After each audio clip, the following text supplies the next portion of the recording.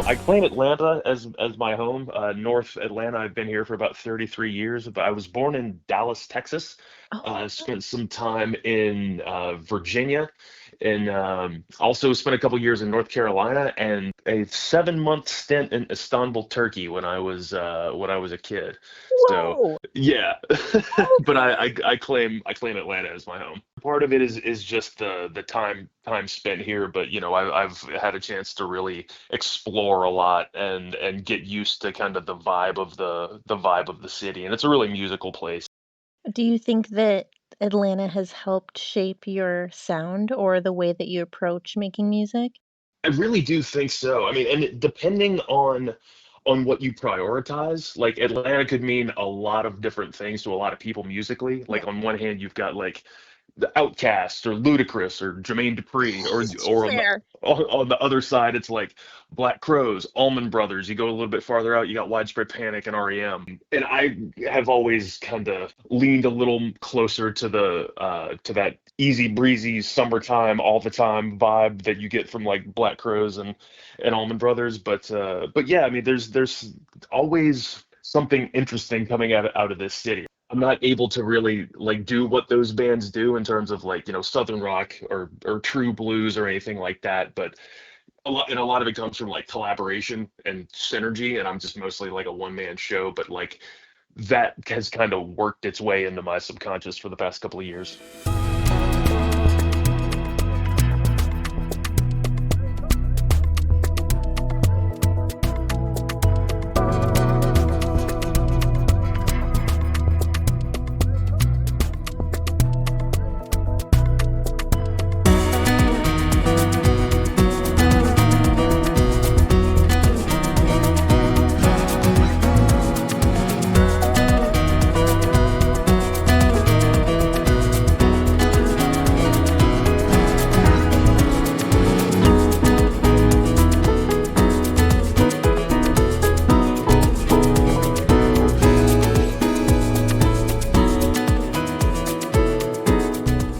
See, that's what I was going to ask you next, if you were producing solo or collaborating with people, because when I listen to your music, it sounds like multiple players are doing this. For the most part, it's just me. I've got a couple years ago, I moved out like an hour away from all of my musical friends. So it's not really easy to do like the impromptu, hey, just drop everything and come over and let's make some music today. It's more like a planned thing.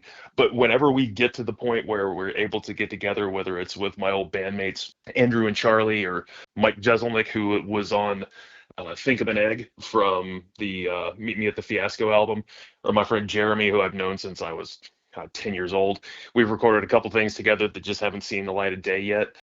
Like if you break it down percentage wise, like 95% of the time I'm doing this by myself. Like acoustic guitar player me trusts producer me to get the most out of what I come to the table with from the acoustic side.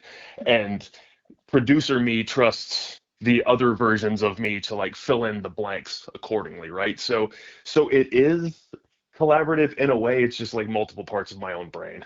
Meet at the Fiasco and Trapdoor Follies, your two albums. I mean, did either of those emerge from a sense of having a community or a sense of friendship? I mean, I'm a million percent. So we'll give you a little bit of background. I played in a couple bands after, like right after high school. I was in this one band that was like a Blink 182 ripoff, kind of. We were like pop punk, which you probably don't hear a lot of that in any of the any of the junior circuit stuff that's coming out now. The band where I really made the most musical progress was this band called Random Rabbit. We played all over Atlanta for a good couple of years. We played in the Southeast. We played cruise ship one time. Not just like cheesy in-ship entertainment. This was like the Solar Sessions electronica type cruise deal.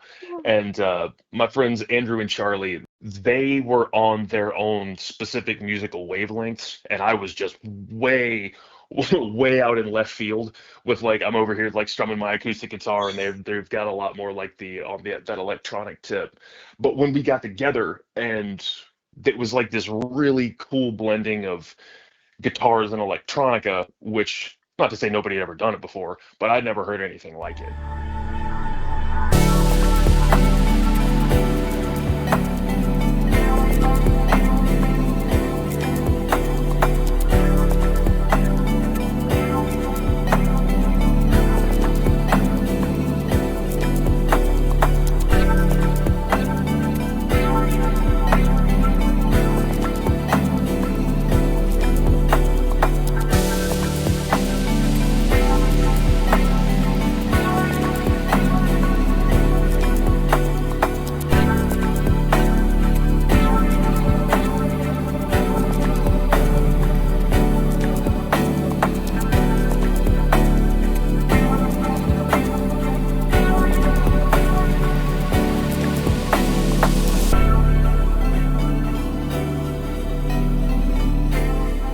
unquote studio, Junior Circuit Studios, is it's just a guest room that we took the bed out of. So in here I've got my parents downsized and they got rid of their piano. It's like this old Yamaha Clavinova. And I'm not a great piano player by any means. Like I can bang out some melodies, but I'm not great. But it's a great supplement. It gives that really kind of old school quality. I've got two acoustics, four electrics, a lap steel, a banjo, and a bass that my buddy he still owns, but it's been here for years, so It's I think legally I own it now. right. Right. Does that environment feed your music at all? Like you're like, wow, I can think in here because everything's organized, or it feels like a space that I don't have to fix before I start creating? It absolutely. And I every time I walk in here, I still after I just walk in and I'm like, all right, let's get something done. Every time I walk in this room, I get so excited. And there's cords and cables everywhere. And my OCD despises the fact that I look around and I'm just like, I don't even know what I'm gonna do with this. But it's like I've finally got like a fully functional space to where I can do this. Meet at the Fiasco, I definitely want to get into the music because the intro for Lunatic Angels, I think I even told you in an email that it felt cinematic. Um, what inspired it? How did you capture that atmosphere just in instrumentals? So first off, thank you. That's a huge compliment. Probably 90% of the time, the way that a song is born, it all just starts on I've got an acoustic guitar that's just tuned to something random. Like I spent a long time figuring out like just how to play in standard tuning, but all of the songs that I really loved the most were ones where it's whether it's Joni Mitchell or Chris Cornell or Jimmy Page, any some of my favorite guitarists ever, where it's like making use of these really unique soundscapes through the alternate tunings. Yeah. And that came from I want to say that one's an open C, don't quote me on that, but I can tell knowing the way that I play because I've been playing guitar for 30 years, like I came into the studio with like that main acoustic picking riff and knowing that like I want to put some guitar harmonics on the top of it. And I said, everything else that happens here, I'm just gonna trust my instinct.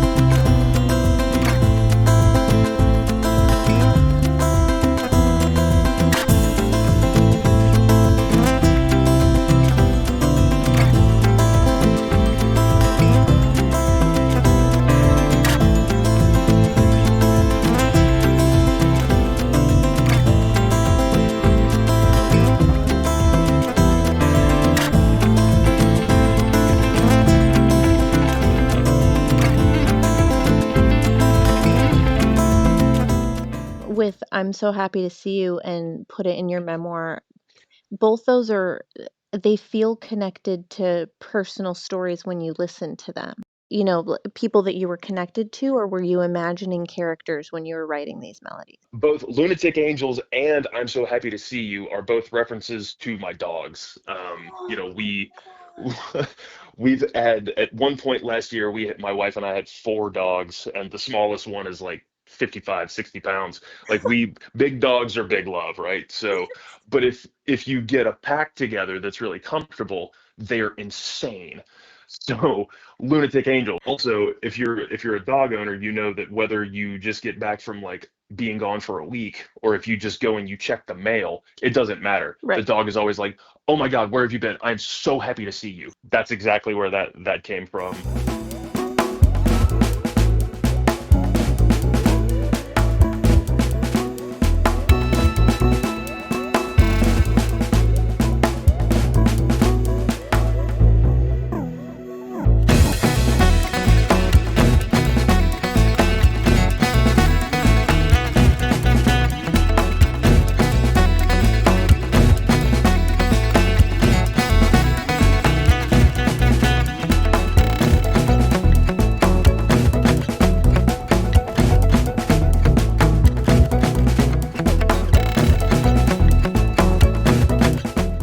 So put it in your memoir is this one's a little heavier. A couple years ago, one of my really good friends passed away in a car accident. And but like the last time we saw each other, we kind of grown apart a little bit, but we were friends from like middle school all the way up through, we were groomsmen in each other's weddings and really, really great friends. But Yeah. at this particular point, we'd kind of grown apart from each other. We got together and he's telling me this story that I'm like, clearly I am not interested in this. It is some tale of him like being despicable in some way, and I'm just sitting there like, oh my God, dude, stop, stop. And he keeps doubling down on it, and he keeps telling me more and more. And I just said, Aaron, you don't have to tell me this story, man. You can just put this in your memoir, and I'll read it later. And he thought that was the funniest thing he'd ever heard. So when I made that, I had woken up early on a Saturday morning. It came in the studio, just again, had the guitar tuned to something weird, wrote all of the different parts, and I've been thinking about him a lot, and I was like, you know what? I'm gonna pay homage to him and to that moment with that. So yeah, it was based on very real characters in both cases. And now the whole listening experience is going to change when I replay this back. Wow. Well, and what's funny is like instrumental stuff kind of has that versatile ability where it's like I have great respect for lyricists who are able to take just some simple idea. Like Bob Dylan is always the it's like he's the greatest, right? But like part of the joy of it is his ability to say something simple and have it be so profound. But what kind of happens when you're dealing with traditional song structures and with lyrics and verses and choruses is that you really run into like this song is about what it's about every time. But with instrumental stuff, if you listen to it in the morning, you listen to it in the afternoon, you listen to it at night, you get context behind the meaning and kind of like I don't know, it's a little more versatile in that way. Like it's I love that about it, where it's like you're making a statement, but what that statement actually means.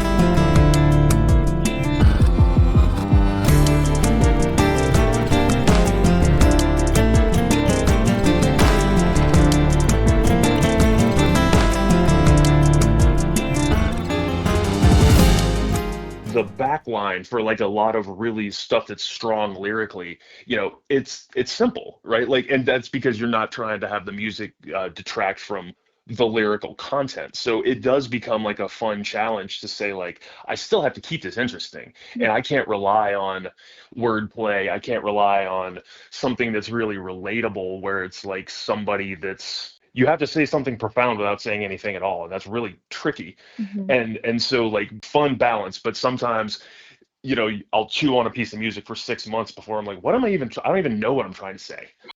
Cloudburst, that's off Trapdoor Follies. And it sounds like a weather storm. It sounds like something's coming in to the town and it's about to take over. It's so beautifully done. The entire composition of it all. How long did it take to just do that one track? Well, first off, thank you. That is a huge compliment. Similar to Lunatic Angels, like that opening riff. I've been messing around in this tuning for a while, and I kind of was not in a writer's block, but I just was thinking like I'm not really getting anything out of this. Maybe I'll just call this a wash, move on to something else. But I came up with that and I said, okay, I can work with this. And during the process of when I input that first little bit, I also came up with the chords from the end. So I knew where I was going to start and I knew where it was going to end, but I kind of left it up to instinct to figure out like how to bridge the two.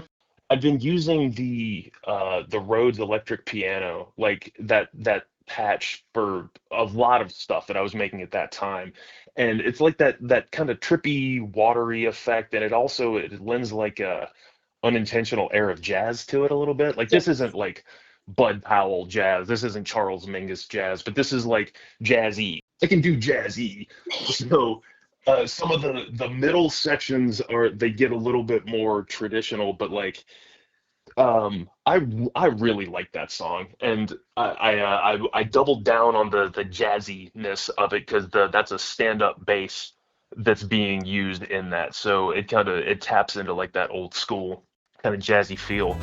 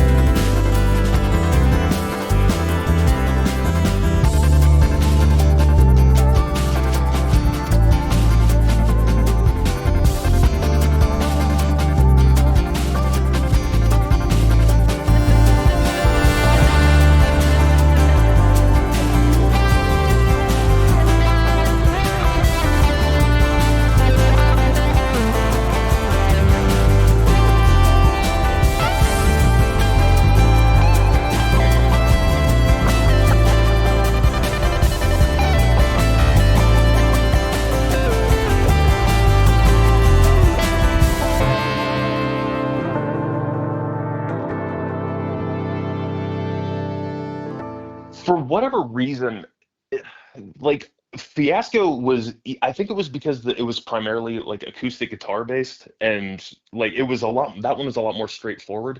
But Trapdoor got a lot more like kind of like experimental, where it's like working with sounds that I'd never really worked with before. That probably took 4 or 5 months, all things considered, to make sure that it's like I eventually landed on a track listing and I said, this is it.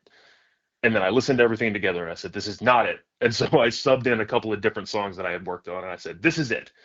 And then a week later, I'm like, this is not it either. And so Cloudburst and Draw Me, which is the final song on the album, those were both originally going to be on Fiasco, but I had decided to pull those off and go like full acoustic for the first one.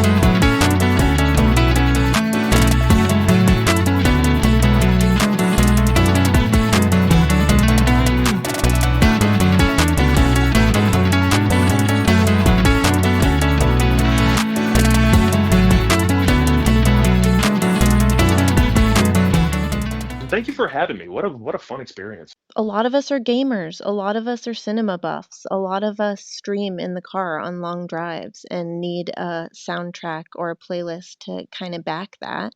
So, regardless of what genre people dip their toes in or are interested in, there's always something to chew on. I mean, there's tons of good stuff out there, and you're just a good example of that. So. Oh, you are too.